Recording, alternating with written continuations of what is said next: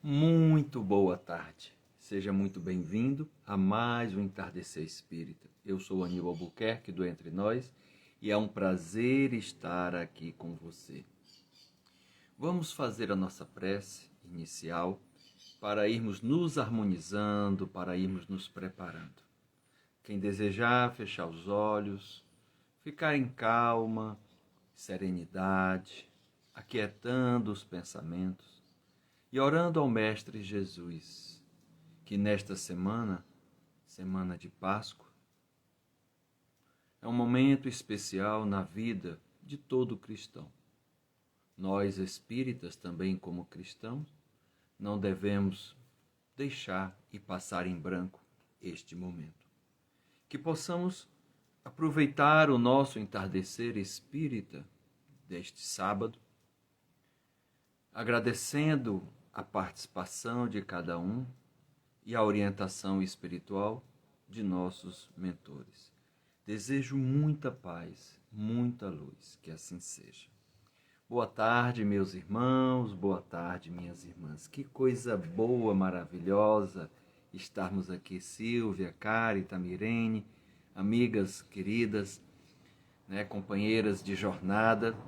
E eu dei uma pausa no tema reunião mediúnica de desobsessão, porque estamos na Semana Santa. Então eu gostaria de abordar, e o nosso tema de hoje, como divulgamos, é Ele Vive.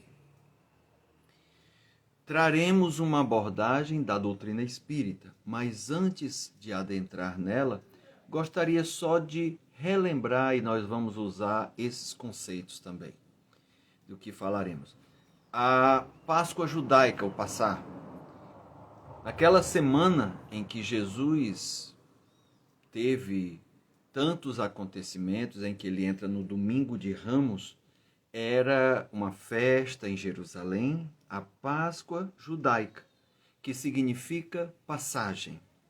Passagem e libertação. A libertação do povo hebreu, escravo do povo egípcio, que durante 400 anos eles ficaram como escravos, e Moisés, nesta passagem, nesta libertação, os levou para a Terra Santa. Então, o momento, aquelas festividades que estavam acontecendo em Jerusalém, era por conta da Páscoa judaica. E aí tivemos vários acontecimentos nessa semana, Desde a entrada triunfal de Jesus em cima de um jumento, com o Domingo de Ramos. Tivemos a última ceia, ou Santa Ceia, o lava-pés, aquele momento de agonia, de sofrimento de Jesus, em que ele vai orar no Monte das Oliveiras, junto com alguns apóstolos. O momento da traição, da prisão, condenação, julgamento, condenação e crucificação, e por último, no domingo, o ressuscitar. Então, a festa judaica passou por esses acontecimentos, e o cristianismo, o catolicismo adota essa prática. Então, da Páscoa judaica, eu quero falar de libertação e de renascimento, de passagem. E da Páscoa católica, nós vamos entrar no mérito de morte e vida. E aí a gente vai usar a doutrina espírita, já que eu sou espírita, eu vou trazer a abordagem, e no espiritismo, inclusive, uma participante do meu ESD perguntou esta semana: Aníbal, como é o festejo da Páscoa no espiritismo? Não há. O espiritismo ele não possui nenhum ritual, nenhuma festividade, mas gostaria de aproveitar esse momento, Jesus é o nosso referencial, é o nosso modelo e nosso guia, e na doutrina nós estudamos com relação a Jesus, principalmente os seus ensinamentos morais. E aí a passagem e libertação e a morte e vida é onde eu gostaria nesta tarde de fazer a nossa abordagem, a nossa ancoragem no tema de hoje. E é interessante Porque com a doutrina espírita, nós, e com Jesus principalmente, a época que ele esteve, ele quis mostrar que a vida, que há muitas moradas na casa do Pai. E também que a vida que importa é a vida do Espírito, a vida espiritual e não a vida material. E ele procurou falar muito sobre isso. E nós podemos perceber, seguindo as passagens bíblicas, que ele, por meio da crucificação e da sua ressuscitação no domingo, ocorreram com o conhecimento do advento da doutrina espírita. A gente conhece e fica sabendo que Jesus, por meio do seu perispírito, se apresentou por vários momentos e por vários dias.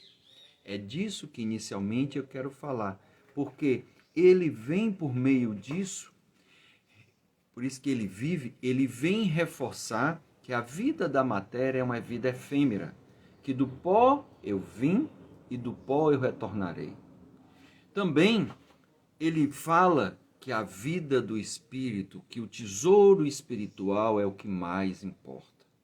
Então, nós precisamos ter essa compreensão. Por isso o nosso tema, ele veio mostrar que a vida do espírito é que é a vida liberta, que não é uma vida escrava, preso à matéria. Claro, aqui precisamos viver e aproveitar cada oportunidade para aprendizado e evolução, porque é por meio da vida material que colocamos em prática o que aprendemos na vida espiritual. E assim vamos progressivamente evoluindo. E aí, para mostrar, para falar, o ele vive porque Jesus passa a ser visto no meio dos seus discípulos, no meio dos apóstolos, por meio do seu perispírito.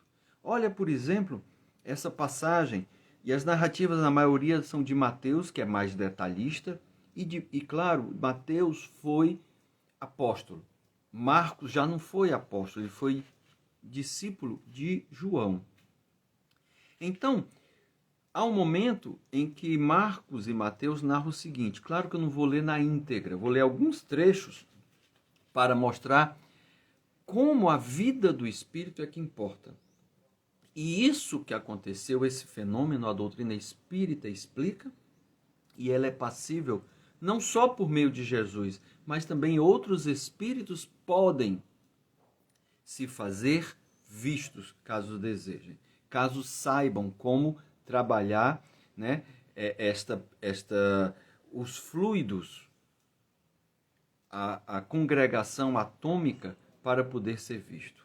Então ele fala assim, então, porque Madalena, né, Maria e outras mulheres foram ao túmulo de Jesus e no caminho estavam preocupadas de como iriam fazer para afastar aquela grande pedra que fechava a porta, que fechava a abertura. E, com isso, quando elas chegaram lá, não havia mais nenhuma pedra na porta. E encontraram um anjo, um espírito. Então o anjo disse para as mulheres, não tenham medo. Olha que interessante, não tenham medo. Boa tarde, Geisa. Davi também, Camille, muito boa tarde. Não tenham medo. E aí ele mantém um certo diálogo com elas, e mais adiante ele fala assim, dizendo que elas vão anunciar aos apóstolos e seus seguidores que Jesus vai se encontrar com eles na Galileia. E elas voltam num mix de medo e de felicidade, porque Jesus não estava mais ali, ele tinha ressuscitado como ele falou que iria fazer. E aí, quando elas estão caminhando, de repente, Jesus se encontrou com elas e disse que a paz esteja com vocês. Elas chegaram perto dele, abraçaram seus pés e o adoraram. Então Jesus disse, não tenham medo. Vão dizer aos meus irmãos para irem a Galileia e eles lá me verão ali. Olha que interessante. Elas correram, foram e anunciaram que Jesus não estava mais em corpo no túmulo e que tinham se encontrado com ele no caminho e o recado dele. E elas foram, porque os apóstolos nesse período, depois da morte de Jesus, ficaram recolhidos, escondidos, com medo de serem presos, com medo também de serem mortos. E aí há uma outra passagem também narrada com mais detalhe por Mateus e com menos detalhe por Marcos, que é no caminho de Emaús, onde 2 dos seus discípulos, não eram apóstolos, estavam indo da casa onde eles estavam escondidos em Jerusalém para Emaús.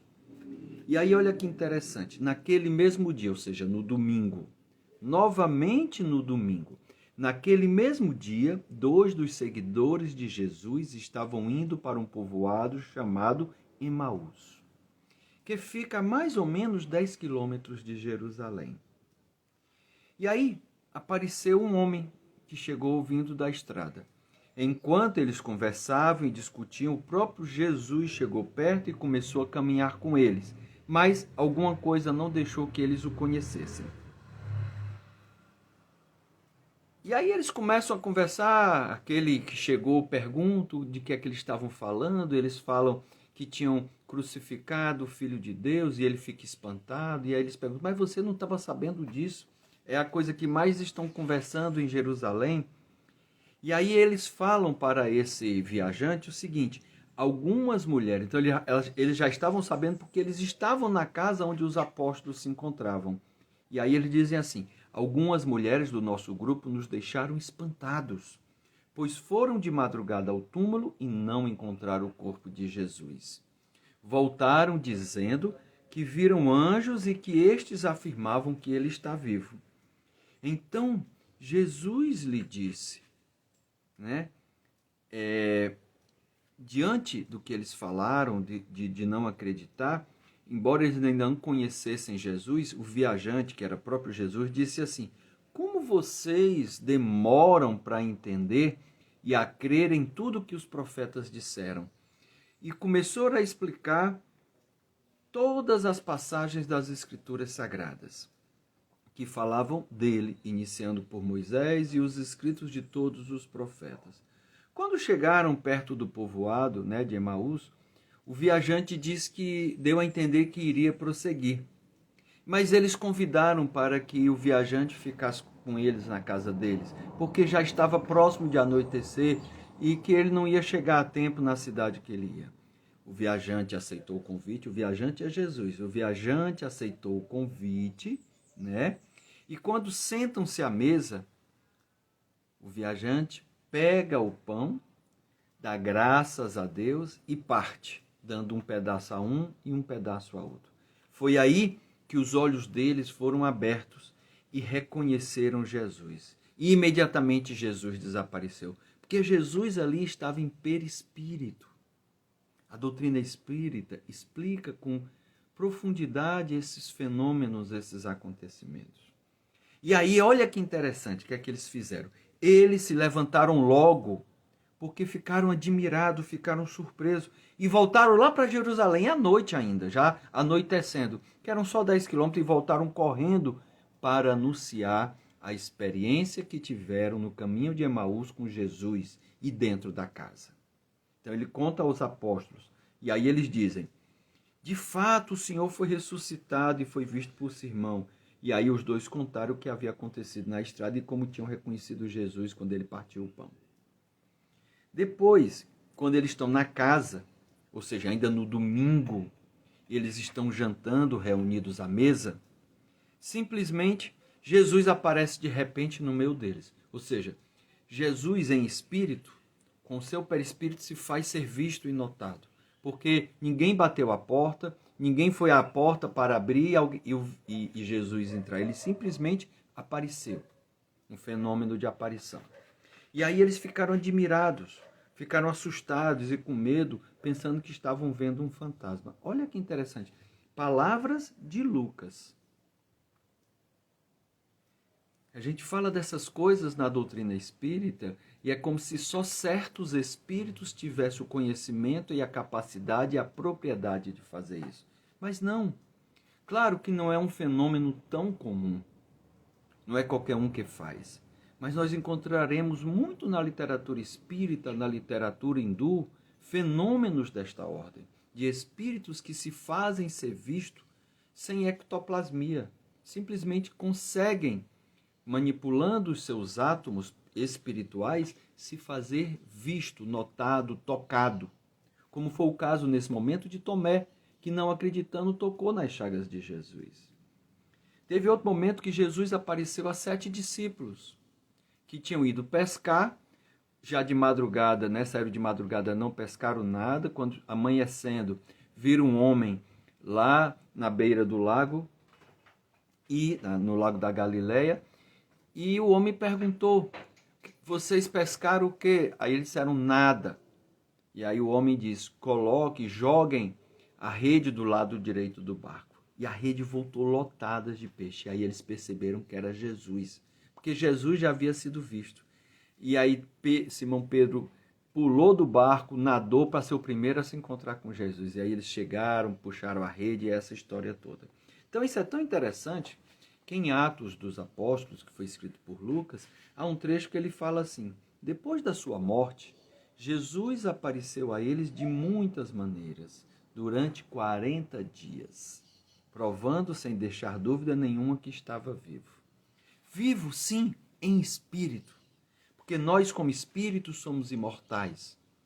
Nós como espírito, segundo as crenças reencarnacionistas, nascemos de novo, em uma outra existência, em uma nova oportunidade. Jesus já não precisava disso.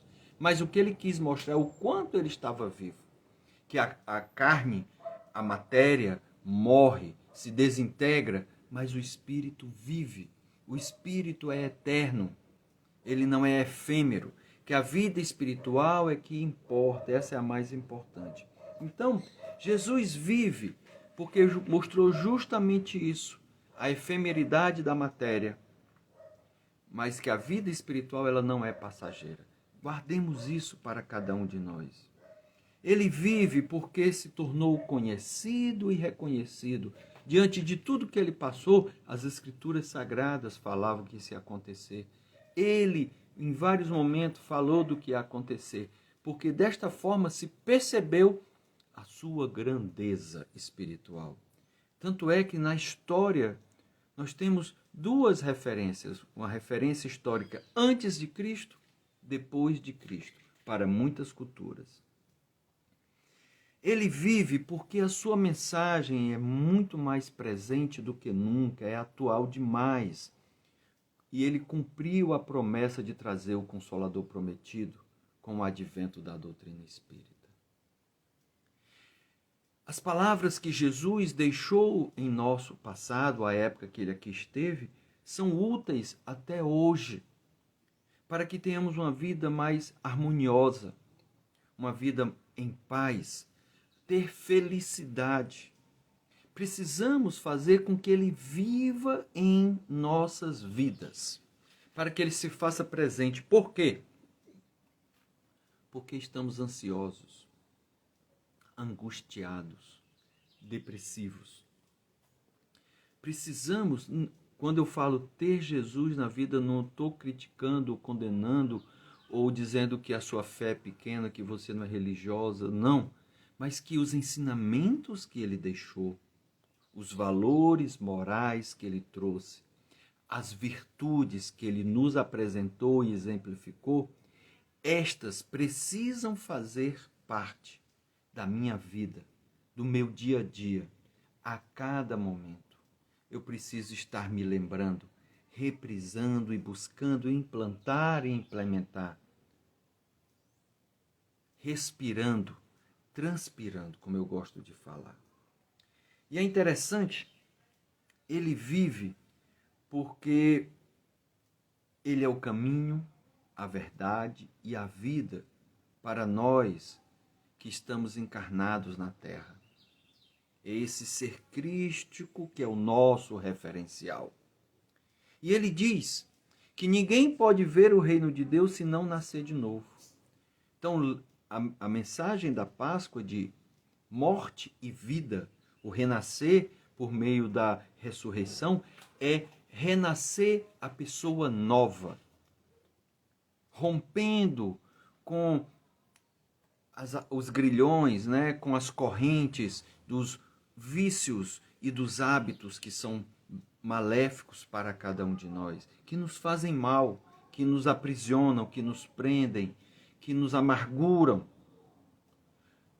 Com relação à posse, né, eu posso ter, mas que ela não me possua, que ela não me domine, que ela não me tire do sério, que eu seja mestre de minha vida. Então, tudo isso é interessante.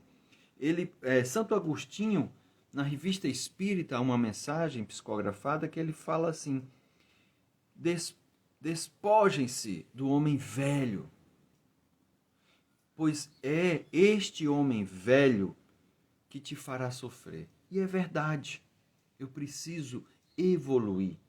Eu preciso progredir. Eu preciso perceber aonde eu preciso melhorar.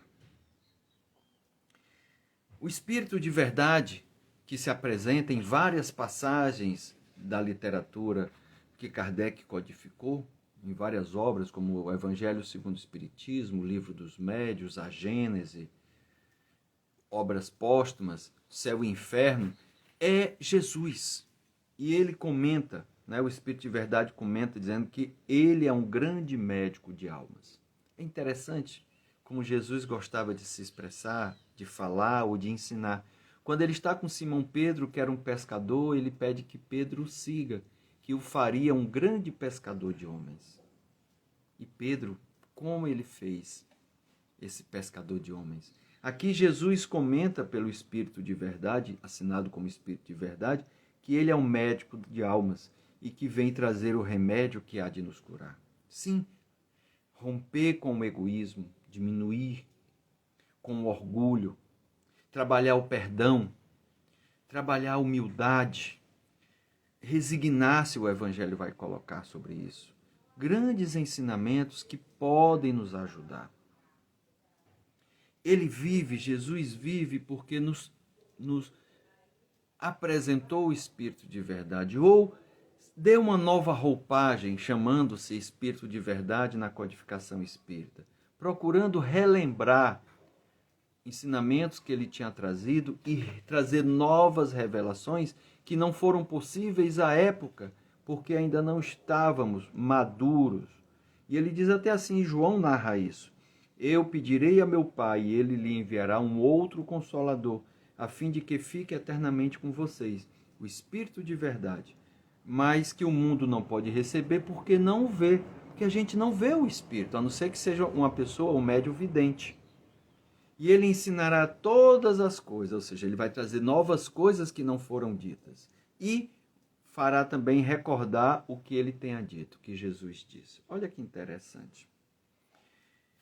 Ele vive porque à medida que a nossa sociedade evolui, nós, indivíduos e coletivamente cidadãos, vamos evoluindo, a sociedade vai evoluindo e Jesus vai nos trazendo novos ensinamentos por meio de uma pleiade de espíritos, trazendo novas revelações, mostrando, como ele mesmo disse lá na época, que nem tudo tinha sido dito.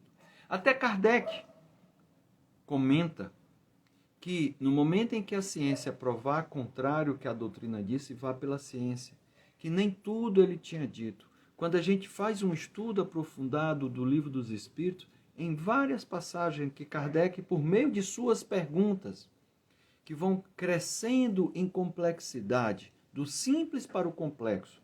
Às vezes ele faz uma pergunta e os espíritos afirmam: meu irmão, você ainda não tem capacidade de compreender esta informação. E aí eles não dizem para Kardec, porque se ele não tem condições, como ele vai transmitir para nós? Há outros momentos que eles respondem: meu irmão, a sociedade ainda não compreende, ainda não está pronta para receber essa informação. Ou seja, Kardec podia até compreender, mas nós, como um todo, ainda não compreenderíamos. Então, nem tudo que poderia ter sido dito por meio da codificação espírita foi revelado, devido ou à limitação de Kardec ou à limitação da própria sociedade. Tanto é que, após Kardec, novas informações vieram do mundo espiritual. Olha que interessante.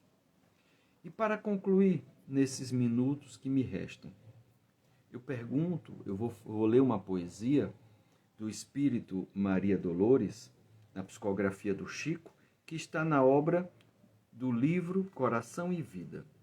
Mas antes, eu gostaria de levar a uma reflexão, que você saia deste entardecer espírita pensando, ele vive, mas ele vive com você?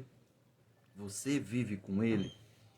Os seus ensinamentos, a sua mensagem, tanto de Jesus como da doutrina espírita, já consegue estar presente em sua vida?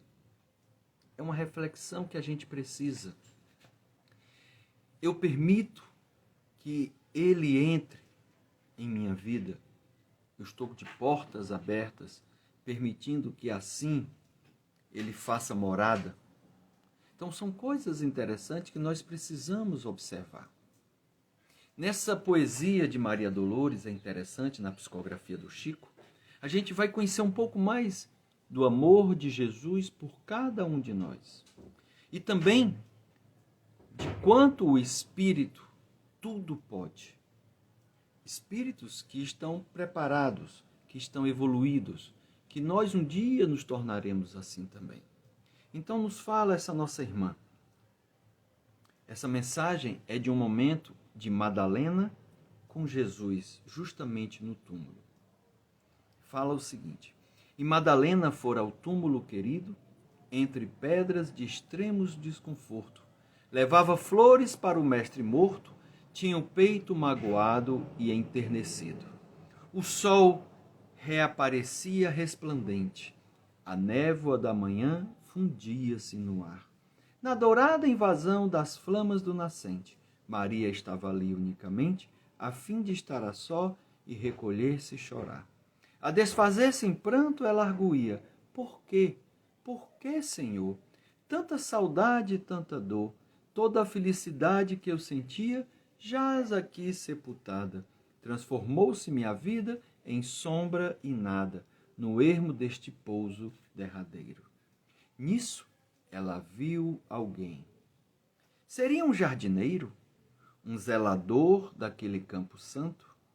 Mas tomada de espanto, viu-se à frente do mestre Nazareno.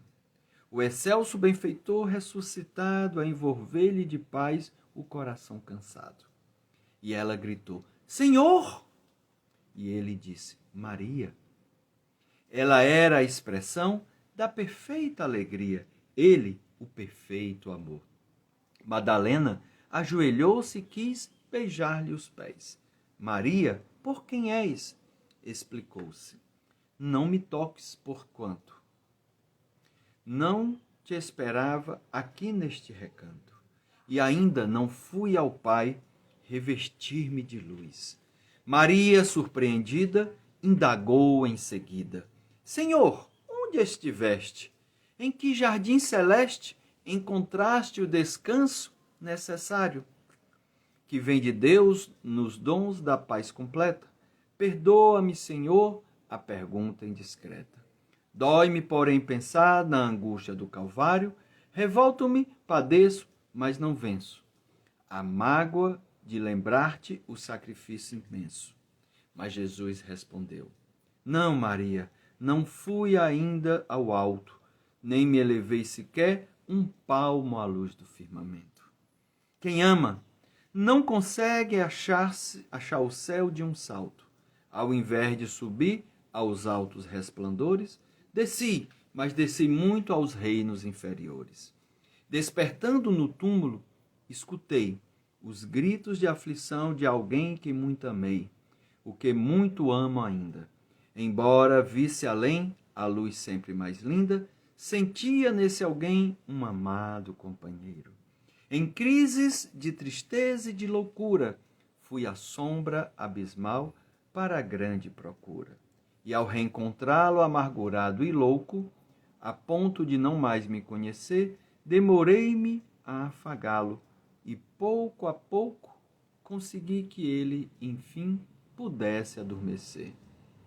Senhor, interrogou Madalena, quem é o amigo que te fez descer antes de procurar a luz do Pai? Mas Jesus replicou em voz clara e serena: Maria, um amigo não esquece a dor de outro amigo que cai. Antes de me altear a celeste alegria, ao sol do mesmo amor a Deus em que te elevas, vali-me após a cruz das grandes horas mudas e desci para as trevas, a fim de aliviar a imensa dor de Judas. Que lindo, meus irmãos! Jesus, mais uma vez, mostra o nosso propósito, o nosso papel de ajudar, de colaborar, de socorrer, de o amor se fazer presente, não importa a quem tenha lhe feito. Ele perdoou, até porque ele sabia que ia acontecer e sabia pelas mãos de quem ia acontecer, porque tinha que acontecer. Não vou mais fazer prece hoje. Essa poesia é a nossa prece.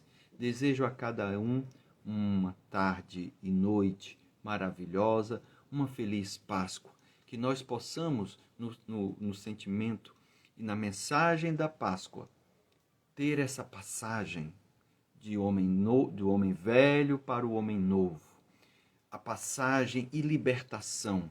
Que deixemos morrer os nossos vícios, os nossos maus hábitos e possamos deixar viver a vida que realmente interessa e importa. Por isso ele vive e que ele se faça presente em minha vida, em sua vida. Muita paz e muita luz. Que assim seja. Fica com Deus, com Jesus e Maria. Amém.